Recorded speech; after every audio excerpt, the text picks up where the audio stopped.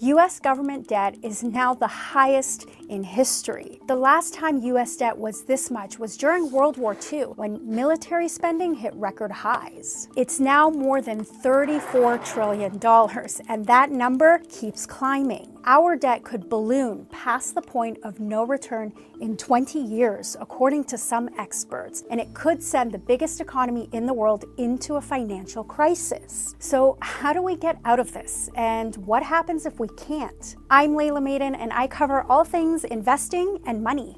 We measure debt by comparing U.S. economic output, so the amount of goods and services we produce each year, by the amount the government owes the public. Based on this measurement, we're about 96% debt to GDP. And what funds the government is taxes from our economic output. And those taxes are needed to fund things like schools, roads, military, social services like Medicare and Medicaid, Social Security, and even interest on debt. And when we spend more than we earn, we must borrow, which means our debt continues to increase. And now our debt is just skyrocketing. So how did we get here? In the early 2000s, debt began to build because of military spending with the Afghanistan and Iraq wars. Then it accelerated with the 2008 financial crisis.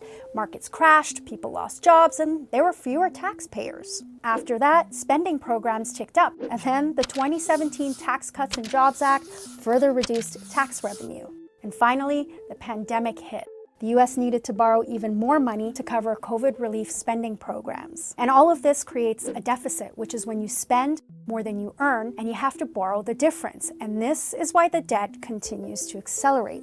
So who is the U.S. borrowing money from? First, we need to understand how it works. Every time the government needs to borrow money, it doesn't turn to the bank like you and I. Instead, it turns to the public market to borrow money from the public. Individuals, organizations, and institutional investors can choose to lend the government money by buying notes, treasuries, and bonds. These can be purchased at banks, brokers, and from the government itself. Think of it as a promissory note from the government that it will pay you back that debt with interest. That interest is called a yield. Investors have bought these bonds because historically the U.S. economy and currency have been strong. So investors buy them because they trust they'll get their money back, even though the yield is low. It's just a safe way to earn a little bit of money on your cash. But right now, U.S. debt is rising at an alarming rate. We're borrowing too much, which makes lenders nervous. When the U.S. borrows more, it must issue more promissory notes. But if investors fear that the government can't keep up with payments, it begins to be seen as an untrustworthy borrower. And investors may not be as inclined to lend the government money, especially at a low yield, so it won't be as attractive. So in order to sell debt, the government will have to raise the yield. It will pay the public a higher interest to make that debt attractive to investors once again. This is where things start to get messy. If investors can get a low-risk, higher yield from government bonds, they're less likely to invest in higher-risk places like the stock market or household debt, like mortgages and car loans. And so in order to attract these investors back, the interest rate on debt for you and me also goes up. One study from the University of Pennsylvania found that if we continue borrowing at this rate, we will be past the point of no return in 20 years. This is because the interest on government debt would accumulate so much that it would be impossible to pay it all back. It's like when you default on your credit card because the interest keeps piling up and you just can't catch up. And this is what we can refer to as a credit bubble. So how do we get out of this? Well, one way is through an economic boom. This is how we got out of it after World War II. The war ended, military spending slowed, and the U.S. experienced rapid economic growth. Something similar could happen again. Some say AI could lead us into increased productivity and another economic boom. But some experts believe that this time around, that's less likely. We have a large aging population, the baby boomers. They're going to require Social Security and healthcare for longer. Another way out is, well, the government could proceed to print money to pay back all of that debt.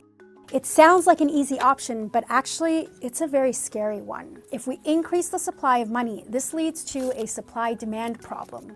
which makes the dollar less valuable and leads to inflation. This could seriously shrink the wealth and purchasing power of people like you and me. The third way out is, well, the government would really have to hike taxes to pay for all of this debt. And those of us who will pick up the bill for that will be those who are earning an income in 15 to 20 years from now. And even then, it might be too late. And that's why policymakers often engage in negotiations to raise the debt ceilings so that the government can continue borrowing so that it could meet its obligations.